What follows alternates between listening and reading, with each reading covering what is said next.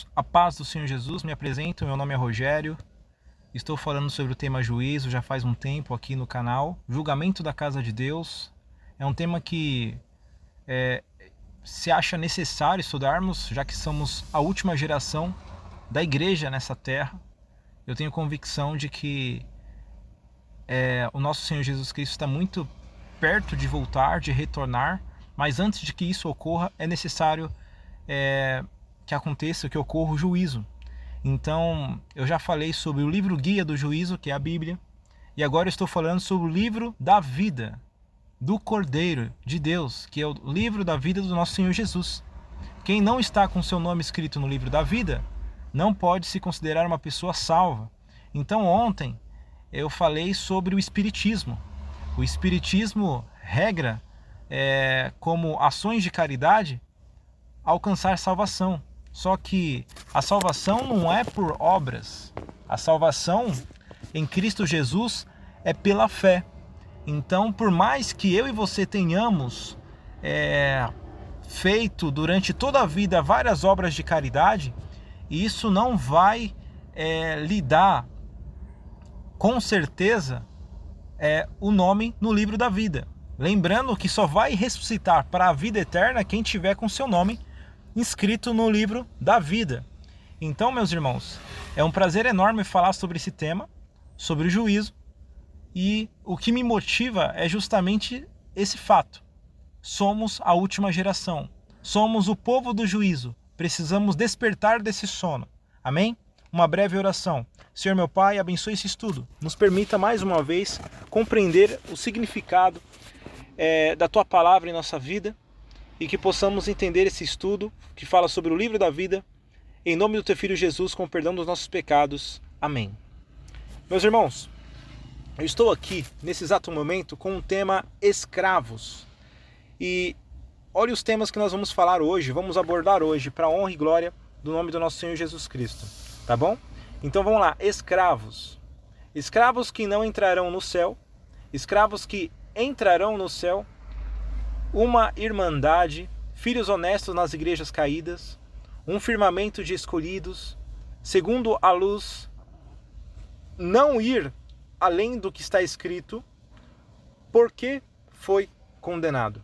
Então, esses são os tópicos centrais do estudo de hoje, como um resumo do tema escravos, dentro do contexto do livro da vida do Cordeiro, tá bom? Então, vamos continuar e começar o nosso estudo para a honra e glória de Deus. Lá no livro Primeiros Escritos da Sra. White, página 276, está escrita as seguintes palavras: escravos que não entrarão no céu. Vi que o Senhor dos escravos terá de responder pela salvação de seus escravos a quem ele tem conservado em ignorância. E os pecados dos escravos serão visitados sobre o Senhor. Ou seja, os irmãos já ouviram falar de Onésimo e de Filemão. Paulo, evangelista, estava na casa de quem? De Filemão. E Onésimo, que era escravo de Filemão, acabou saindo, apaixonou-se pelo evangelho e acabou saindo de maneira escondida para o trabalho do evangelho com Paulo. Então Paulo vai lá para não trazer dano para aquele, porque Onésimo era escravo de Filemão. Então, para você e eu compreendermos esses significados, para nós hoje é difícil falar sobre escravidão. A escravidão nos tempos passados ainda existe algum tipo de escravidão mental, escravidão de pecados, mas escravos aqui de mão de obra, vamos dizer assim. Então Paulo, ele direciona uma carta a Filemão justamente para dizer sobre o caso de Onésimo, o quanto ele deveria aceitar o evangelho, aceitar Onésimo e aceitar uma porção, uma quantidade de recurso financeiro que Paulo disponibilizou por ter criado algum tipo de dano na casa de Filemão. Então depois você dá uma olhadinha nessa carta falando sobre esse tema, tá bom? Deus não pode levar para o céu o escravo que tem sido conservado em ignorância e degradação, nada sabendo de Deus ou da Bíblia, nada temendo senão o açoite do seu Senhor, e conservando-se em posição mais baixa que a dos animais, Mas Deus faz por ele o melhor que um Deus compassivo pode fazer. Permite ele ser como se nunca tivesse existido.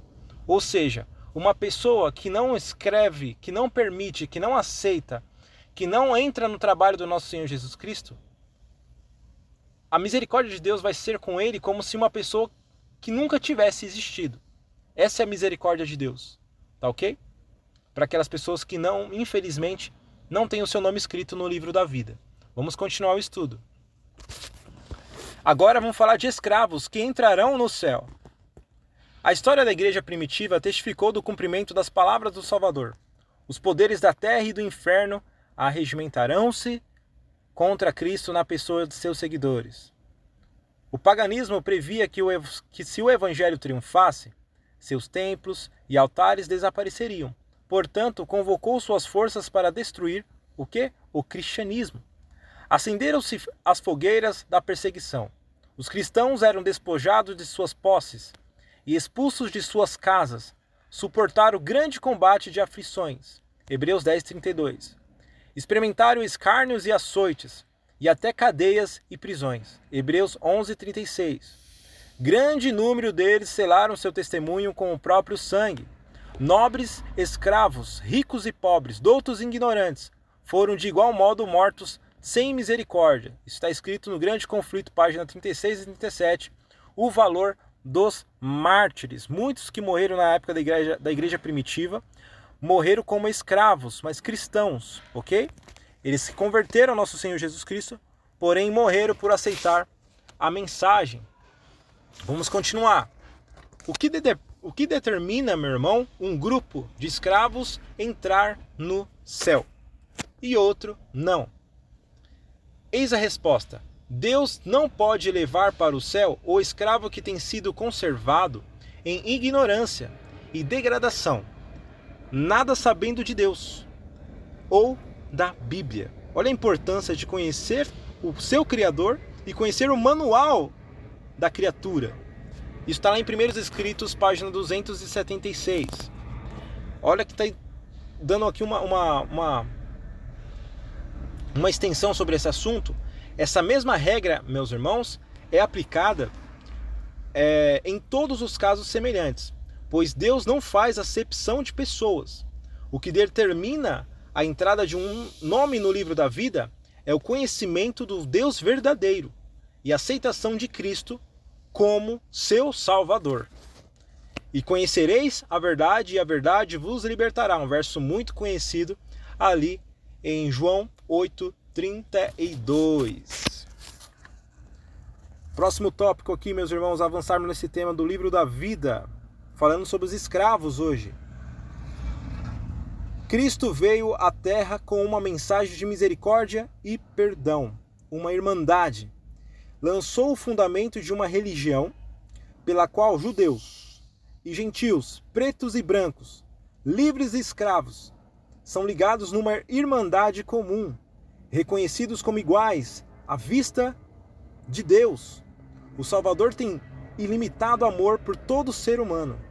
Está lá escrito em Mensagens Escolhidas, volume 1, página 485, e Ciências do Bom Viver, página 25 e 26. Todo o céu contempla com indignação os seres humanos, feitura de Deus, reduzidos pelos seus semelhantes às mais baixas profundezas de degradação e posto no nível de da criação animal.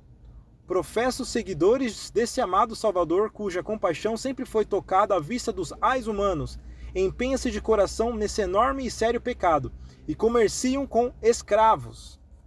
Olha o ponto aqui, um ponto muito interessante nós entendermos que a Senhora White está falando de um tempo que é um pouco complicado nós entendermos hoje, mas não é difícil, né? Está falando sobre a escravidão. O que era escravidão naquela época? Vamos continuar aqui com o nosso estudo. Escravizavam o quê? Almas de homens. A agonia humana é levada de lugar a lugar e comprada e vendida. Já viu falar da história do navio negreiro? Vai lá, como que era a situação daqueles homens e mulheres ali? Independente da sua raça, eles sofreram naquele navio. e muitos homens e mulheres e crianças morreram no mar por causa daquele tratamento.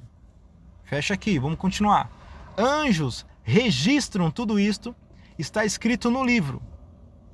As lágrimas de piedosos escravos, tanto homens como mulheres, de pais, mães e crianças, de irmãos e irmãs, acumulam-se nos céus. Primeiros Escritos, página 275. Agora vamos falar sobre filhos honestos nas igrejas caídas. A Igreja de Cristo é muito maior do que apenas uma denominação. Nós temos que entender que o livro da vida está escrito o nome de todos aqueles que trabalham para Cristo. Ou seja, que aceitam o nome de Cristo. Embora talvez esteja dentro de um contexto, de uma doutrinação equivocada. Mas o Senhor atende e entende que aquela alma, se ela tiver contato com a verdade, ela vai considerar essa verdade e mudar o seu parâmetro de pensamento e de estilo de vida. Por causa do quê? Por causa da sinceridade do coração dela em busca da verdade. Tá ok? Esse é o ponto.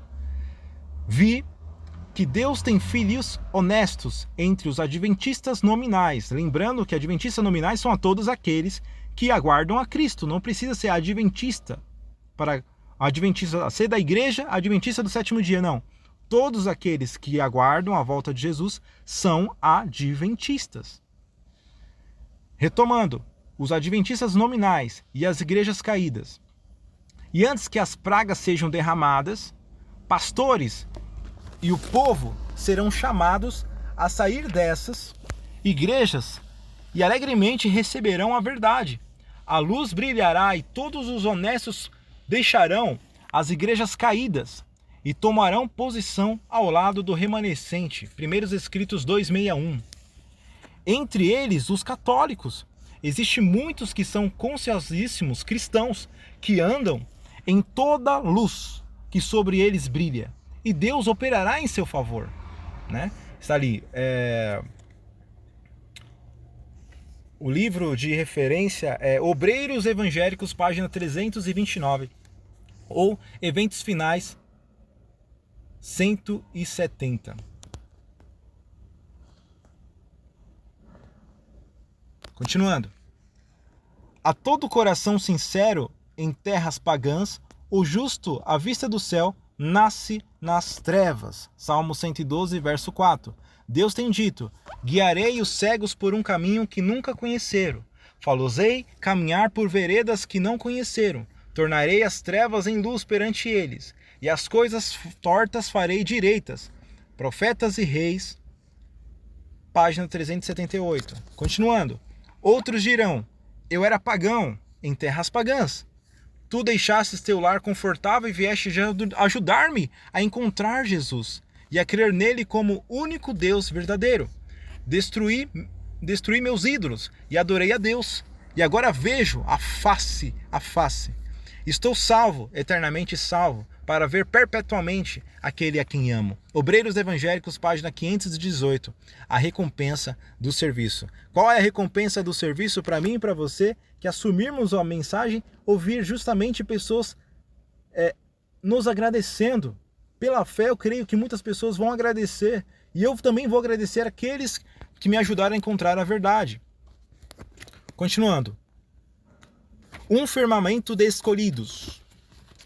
Entre os habitantes do mundo, meus irmãos, espalhados por toda a terra, aos que não têm dobrados os joelhos a Baal. Como as estrelas do céu que aparecem à noite, esses fiéis brilharão quando as trevas cobrirem a terra e densa escuridão os povos. Olha que interessante. Na África pagã, nas terras católicas da Europa e da América do Sul, na China, na Índia, nas ilhas do mar e em todos os escuros recantos da terra, Deus tem em reserva um firmamento de escolhidos que brilharão em meio às trevas, revelando claramente ao mundo apóstata o poder transformador da obediência e de sua lei. Mesmo agora, eles estão aparecendo em toda a nação, entre toda língua e povo. E na hora da mais profunda apostasia neste mundo, meu irmão e minha irmã, Quando o supremo esforço de Satanás for feito no sentido de que todos, pequenos e grandes, ricos e pobres, livres e servos, como está lá em Apocalipse 13:16, recebam, sob pena de morte, o sinal de submissão a um falso dia de repouso, que é o sinal 666, esses fiéis, irrepreensíveis e sinceros, filhos de Deus inculpáveis, no meio de uma geração corrompida e perversa, resplandecerão como astros no mundo. Filipenses 2:15. Quanto mais escura a noite, com maior brilho eles refugirão.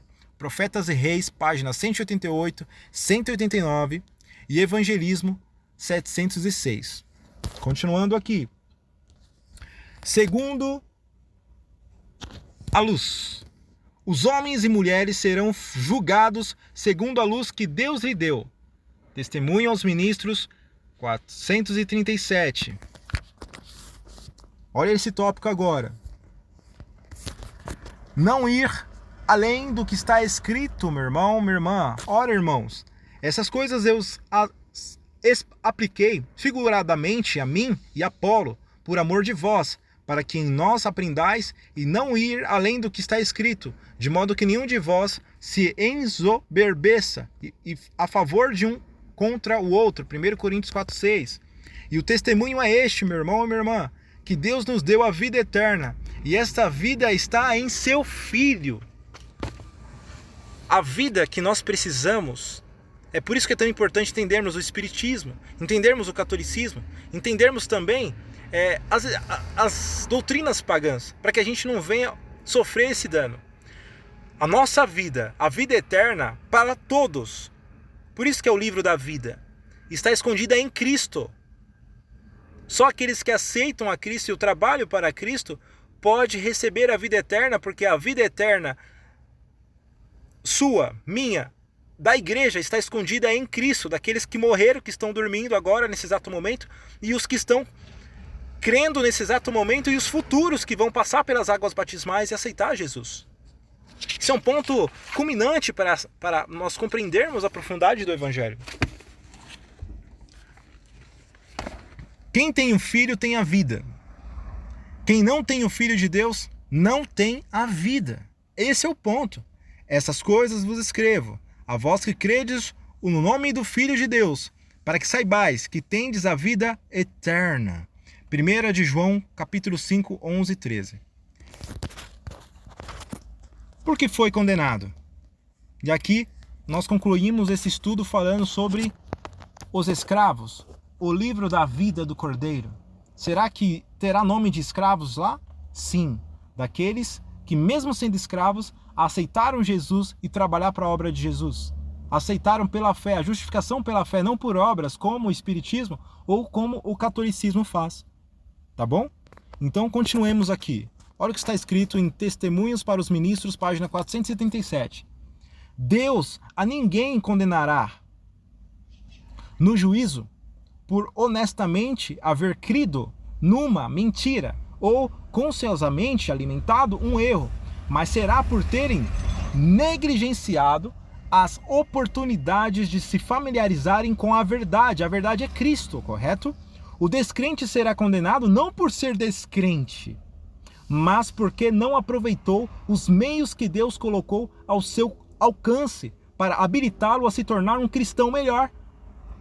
Então, se nós não buscarmos trabalhar para Cristo, ou ignorarmos esse trabalho, seremos eternamente condenados. Amanhã, meus irmãos, eu vou falar sobre o livro da igreja versus o livro da vida. E a pergunta é, o fato do meu e o seu nome estar lá escrito no livro da igreja, isso garante a sua salvação? Nós vamos falar sobre isso amanhã, para a honra e glória de Deus. Um bom estudo para você, uma boa reflexão, e até amanhã, em nome de Jesus. Deus te abençoe, meu irmão.